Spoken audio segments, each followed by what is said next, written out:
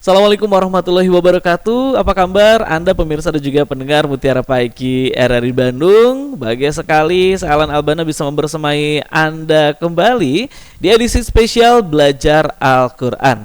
Dan di sesi kali ini kita akan melanjutkan sesi pembahasan di minggu kemarin mengenai kesalahan-kesalahan dalam membaca Al-Quran episode kedua bersama narasumber kami pengajar lembaga kursus dan pelatihan Makdis ada Bapak Ustadz Irfan Susilo. Selamat pagi Pak Ustadz.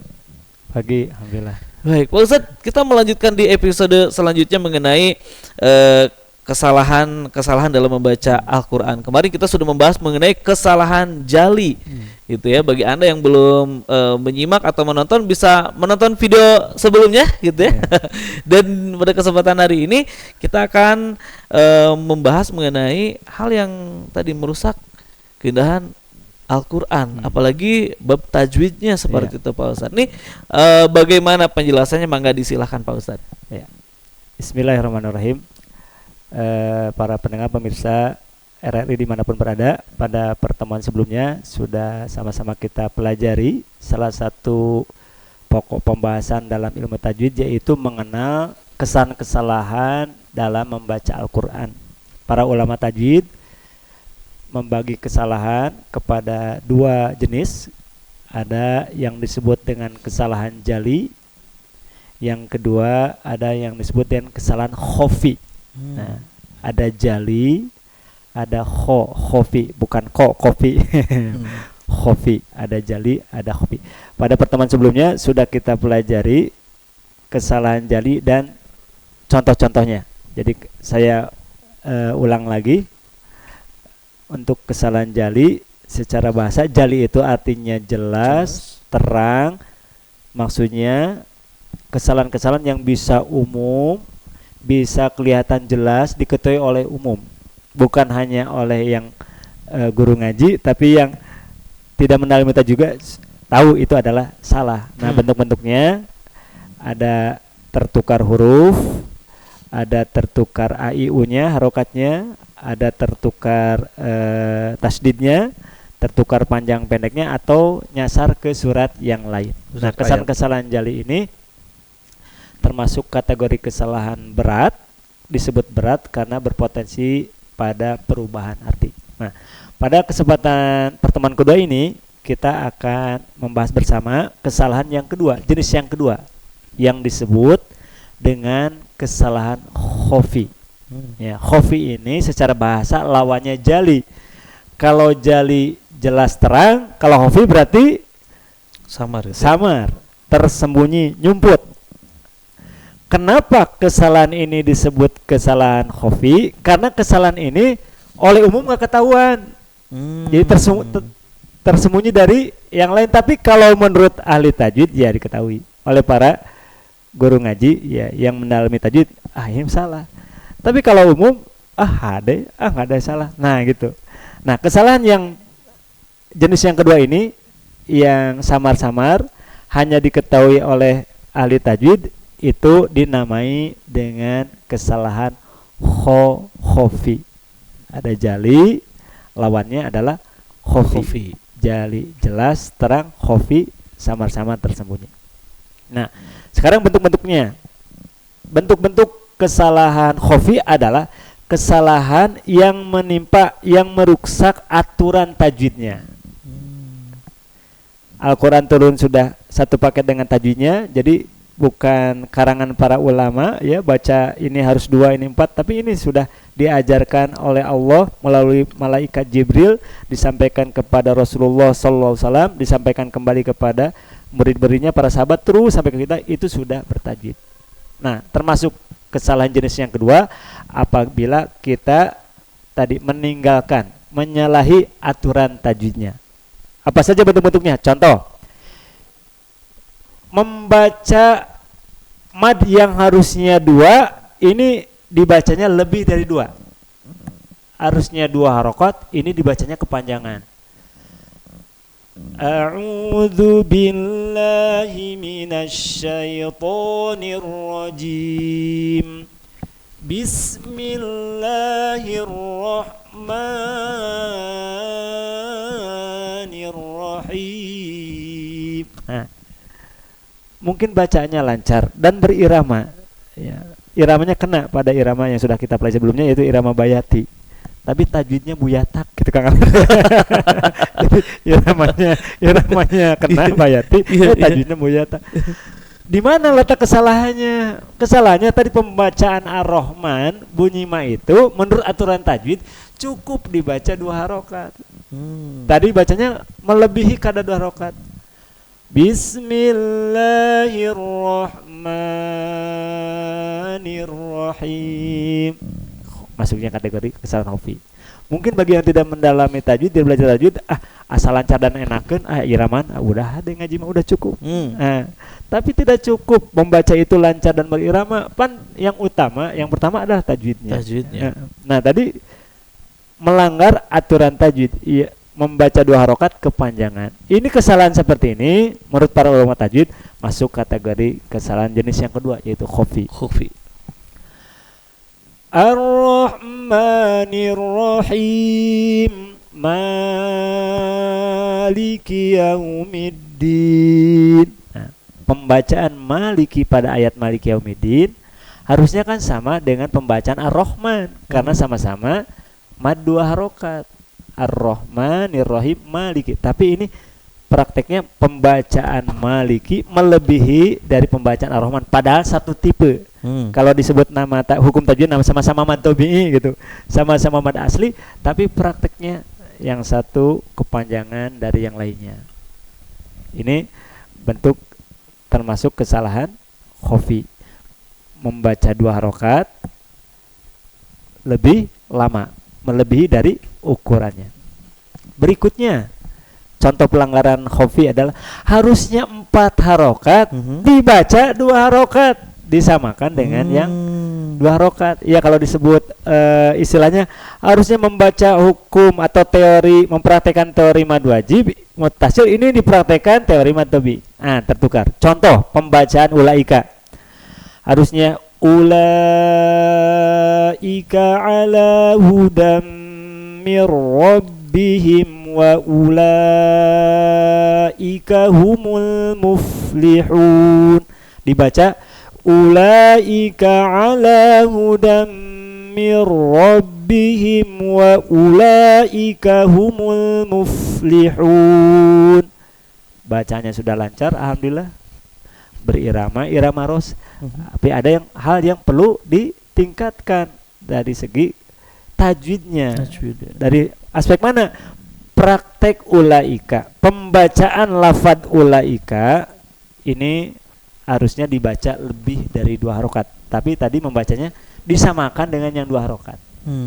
Contoh lain yang sering umum, harusnya idza jaa nasrullah, dibaca idza jaa nasrullahi wal fath. Sering dengar ya kalau ngumpul sama anak-anak gitunya dari masjid ke masjid pada belajar ya, pas pembacaan idza jate ja-nya itu disamakan dengan idza. Ayo baca An-Nasr, idza jaa nasrullahi wal fath. Bacaan apa harusnya? Amma yatasaalun, dibaca amma yatasaalun. Nah, ini masalah tajwidnya. Yang harusnya 4 dibaca 2. Kalau tadi yang pertama yang harusnya 2 dibaca 4. Nah, ini termasuk kesalahan jenis yang kedua, yaitu kesalahan khofi. Mungkin bagi kalangan umum merasa tidak ada apa-apa, tidak ada yang perbaiki. Tapi yang sudah belajar tajwid, kenapa ulaikanya dibaca 2 harokat? Kenapa ja-nya dibaca 2 harokat? Kenapa ya tasanya dibaca 2 harokat? Nah, karena sudah belajar tajwid. Bentuk lain termasuk kesalahan khofi adalah harusnya mempraktekkan hukum idhar, ya, hukum idhar, tapi dibaca dengan mempraktekkan hukum ikhfa. Harusnya min dibaca ming, atau sebaliknya, harusnya ming dibaca min. Ya, contoh surat Al-Qari'ah ada ayat yang berbunyi fa amma man sakulat. Ini di atas man sakulat. Nanti di bawah ada lagi, Kang Alan, wa amma man khufat. Ada 2 kalimat. Yang atas man sakulat, yang bawah man khufat. Menurut aturan tajwid, man itu dibaca dengan mempraktekkan teori ikhfa. Sedangkan man khafat menurut teori tajwid dibaca dengan mempraktekkan teori idhar. Nah, kalau kita tertukar yang harusnya ikhfa jadi idhar, yang harusnya idhar jadi ikhfa, ini termasuk kategori kesalahan jenis yang kedua khafi. Contoh, fa amma man thaqulat mawazinuhu fahuwa fi 'ishatir radiyah wa amma man khaffat mawazinuhu fa ummuhu hawiyah. Tertukar.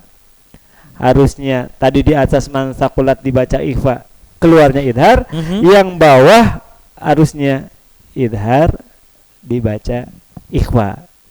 Praktek seperti ini termasuk kesalahan kategori yang kedua, yaitu kesalahan khafi. Nah, segitu dulu Kang Lan. Baik ya.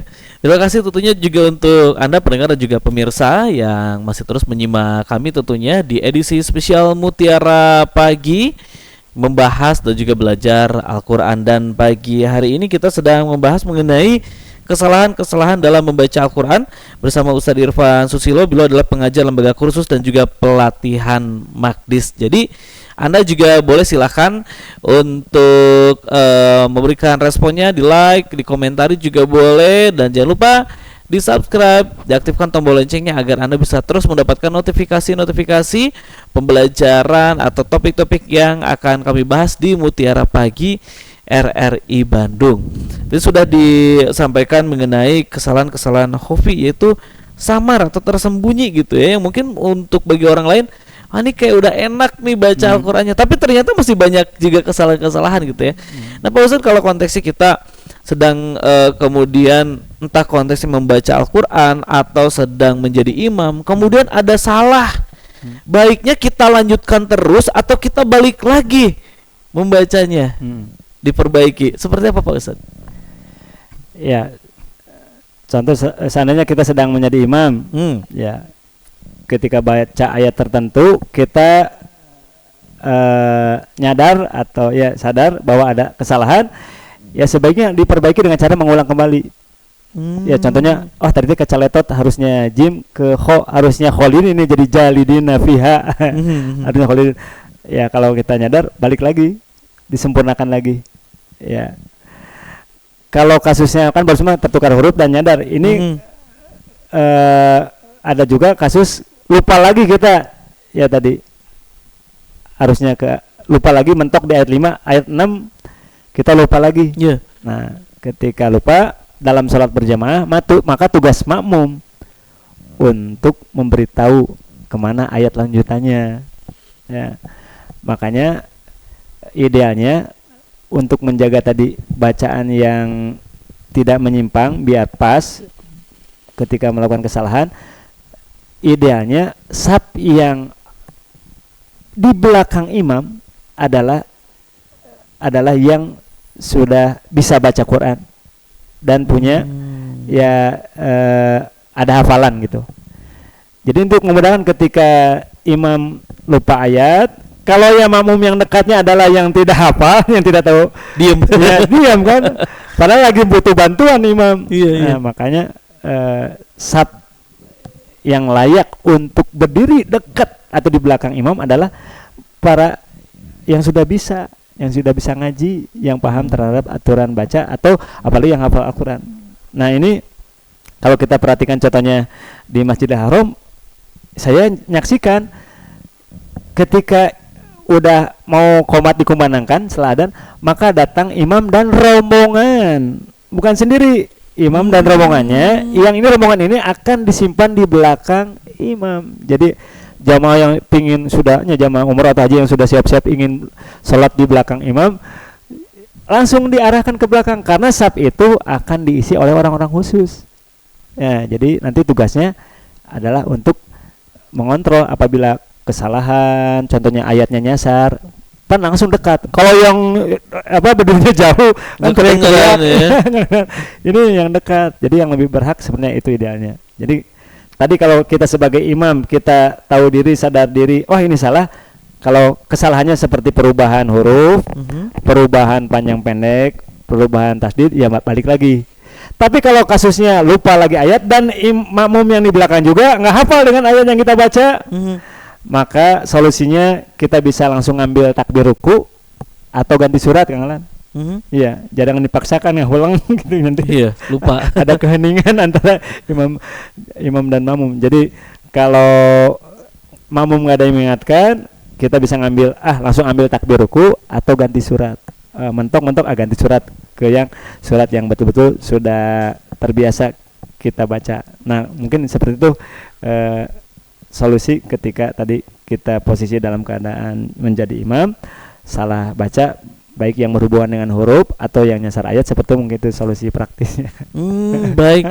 Kemudian kalau konteksnya adalah membaca Al-Qur'an Pak Ustaz, di rumah karena kita suka membaca, kadang aduh salah nih gitu ya. Aduh, itu ain gitu ya, atau gin atau apa gitu. Kadang suka keceletot juga nih Pak Ustaz. Nih baiknya idealnya seperti apa Pak Ustaz ketika kita katakanlah sedang membaca Al-Qur'an, kemudian ada yang salah-salah. Mangga Pak Ustaz. Ya, sama ketika kita sedang bertadarus sendiri ya tadi sama seperti dalam sholat, ketika kita tahu diri, sadar diri ada terjadi kesalahan, maka kita jangan dulu melanjutkan ke ayat berikutnya, lebih baik kembali lagi mundur ke ayat sebelumnya baru diperbaiki kesalahan-kesalahannya ya.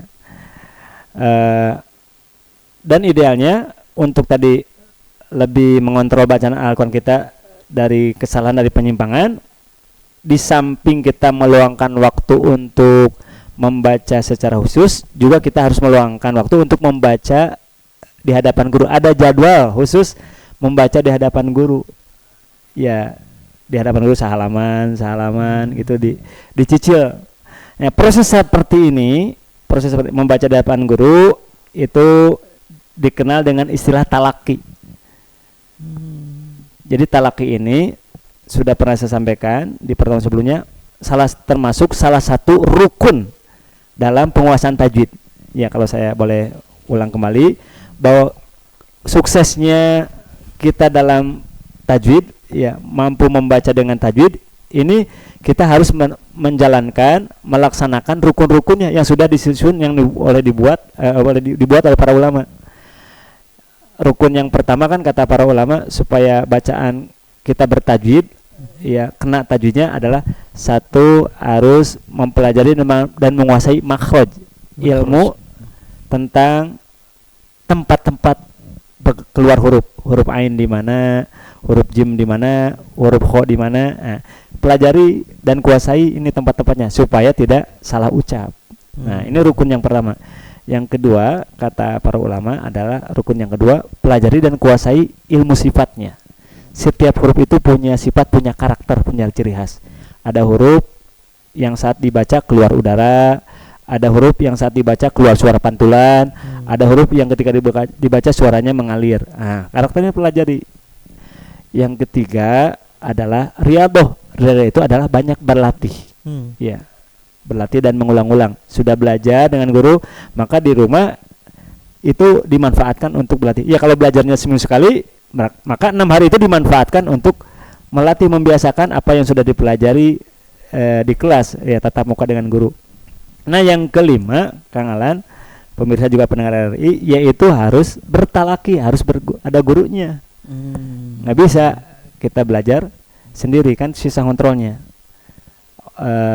Sekarang kan ada sebagian yang mengungkapkan, sekarang mah ngaji zaman sekarang mah tidak perlu ada guru. Sekarang kan sudah ada beberapa penerbit mushaf Al-Quran yang mencetak, mengeluarkan Al-Quran dilengkapi dengan Latinnya. Pernah kan lihat? Ada ayat Qurannya, di bawahnya ada terjemah, kemudian ada Latinnya. Iya, bahkan ada yang memberikan kode warna untuk tajwidnya gitu ya. Nah, itu dimanfaatkan sebagai media belajar, tapi tidak boleh menjadikan sandaran utama. Tetap sandaran utama mah ke guru langsung orangnya. Iya. Tapi itu bisa dimanfaatkan sebagai media belajar. Nah, sekarang kalau kita nggak usah pakai guru, kita belajar dari Latinnya. Dikhawatirkan kalau kita fokus di Latin, tidak mendengar bagaimana guru mencontohkan, khawatir yang keluar dari lisan kita itu adalah menyimpang.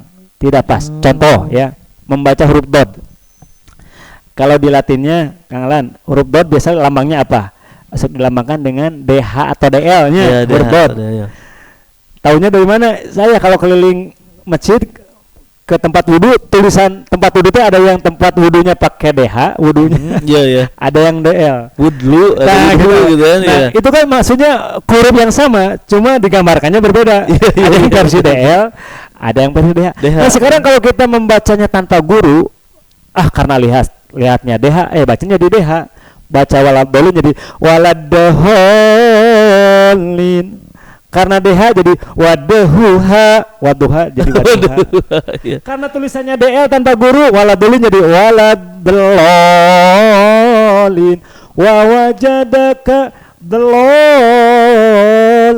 fahada, karena tulisannya DL. Ada DL. Ini. Bahaya kalau kita tidak tadi menjalankan rukun yang kelima. Betul. Udah aja belajar sendiri. Quran berwarna, tajwid, ada Latinnya, dimanfaatkan sebagai media belajar, tapi tidak dijadikan sandaran utama. Yang utama itu adalah berguru. Ini rukun yang keempat talaki. Makhraj, sifat, tajwid yang ketiga, keempatnya riadoh, berlatih, kemudian yang kelimanya berguru bertalaki. Ini rukun. Jadi kalau rukun ini sudah kita jalankan, ya diharapkan bacaan Al-Quran kita itu lebih terjaga.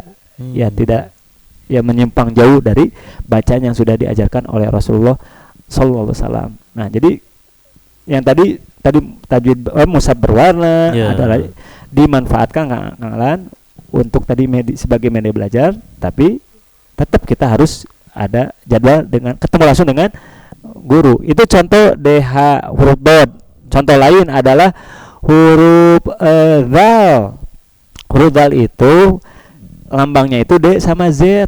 Iya. Sekarang kalau kita tanpa guru, tidak mendengar dulu dari guru, ya dikira-kira idza jadi idza.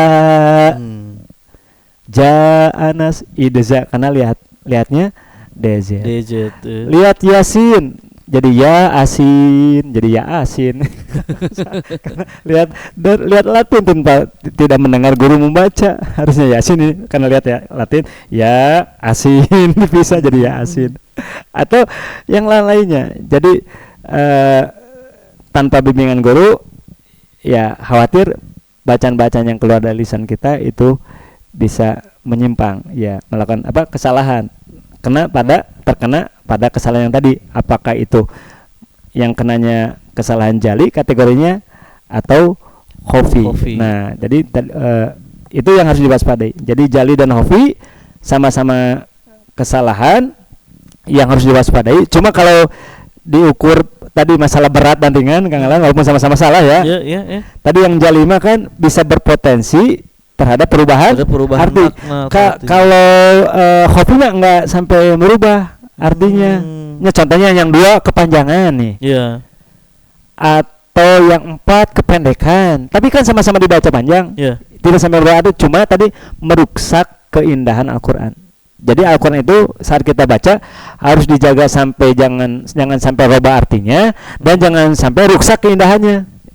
Jadi kita proses belajar baca Quran itu adalah tadi jangan sampai merubah arti, jangan sampai merusak keindahannya. Nah, bagi caranya kenali kesalahan-kesalahan tadi, baru cari guru untuk tadi membersihkan, membimbing kita supaya lidah kita selamat dari kesalahan jali ataupun khofi saat membaca Al-Quran, baik di luar sholat apalagi dalam sholat. Ini kita sedang dipantau langsung oleh malaikat, ya, dicatat.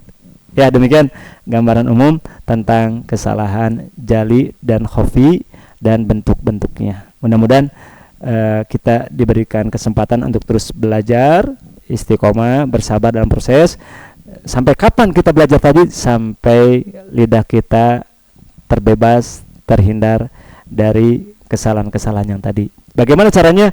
Ada guru, ada majelis, dan menjalankan rukun-rukun yang tadi. Makhraj, sifat, tajwid, riadoh, dan talaki, itu harus kita jalankan sebagaimana arahan dari para ulama sebelum kita, para ulama ahli tajwid dan qiraat. Baik, terima kasih tentunya Ustadz Irfan, apa yang sudah disampaikan gitu ya.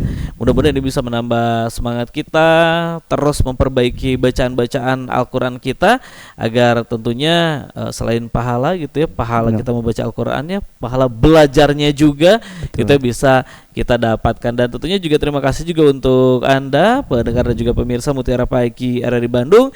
Anda silakan jangan lupa di like, di komen, di subscribe, aktifkan tombol loncengnya agar Anda bisa terus mendapatkan berbagai notifikasi informasi yang kami upload di channel YouTube kami di RRI Bandung Live. Begitupun juga dengan topik-topik Mutiara Pagi RRI Bandung setiap harinya kita akan terus upload, dan spesial seminggu sekali kami hadirkan untuk belajar Al-Quran. Terakhir mungkin Pak Ustadz ada disampaikan untuk pendengar dan juga pemirsa Mutiara Pagi RRI Bandung. Kita sudah hampir 4 episode berarti gitu ya. Dari mulai bagaimana irama membaca Al-Quran, kemudian juga kesalahan-kesalahan dalam membaca Al-Quran. Mangga silakan Pak Ustadz. Ya, sebagaimana yang disabdakan oleh Rasul bahwa emang tingkat kemampuan dalam penguasaan baca itu tiap orang beda-beda. Ada yang masuk tingkat mahir, ada yang tingkat terbata-bata. Karena yang dibacanya Al-Quran, maka insya Allah yang sudah mahir terus belajar dan mengajar, yang sedang tahap belajar terbata-bata jangan putus asa, karena dua-duanya juga adalah mendapatkan keistimewaan kata Rasul. Yang satu yang mahir akan bersama para malaikat, yang terbata-bata tapi terus berjuang, terus belajar, maka baginya dapat 2 pahala. Mudah-mudahan kita bisa meraih keutamaan ini, karena kita tidak tahu apa hari keberapa, pertemuan keberapa kita berubah bacaan Al-Quran kita, kan tidak tahu. Itu adalah rahasia Allah. Allah yang menentukan, yang memberikan rezeki terhadap penguasaan ilmu dan pengamalan ilmu. Tugas kita hanya berusaha. Mudah-mudahan kita meraih keutamaannya, yaitu keutamaan tadi mengajar dan belajar Al-Quran. Seperti itu Kang Lep. Baik, terima kasih juga untuk Anda pemirsa dan juga pendengar Mutiara Pagi RRI Bandung. Bagi Anda yang sudah menyimak melalui channel YouTube kami di RRI Bandung Live, ataupun juga bagi Anda yang juga menyimak melalui siaran kami yang dipancarluaskan di Tasikmalaya, Ciamis, Garut, kemudian juga Sumedang, Subang, dan juga Cianjur. Mudah-mudahan tentunya bisa menambah semangat kita untuk terus belajar. Sampai berjumpa kembali di Mutiara Pagi RRI Bandung selanjutnya. Saya Alan Albana pamit undur diri dari hadapan dan juga dari ruang dengan Anda. Wassalamualaikum warahmatullahi wabarakatuh.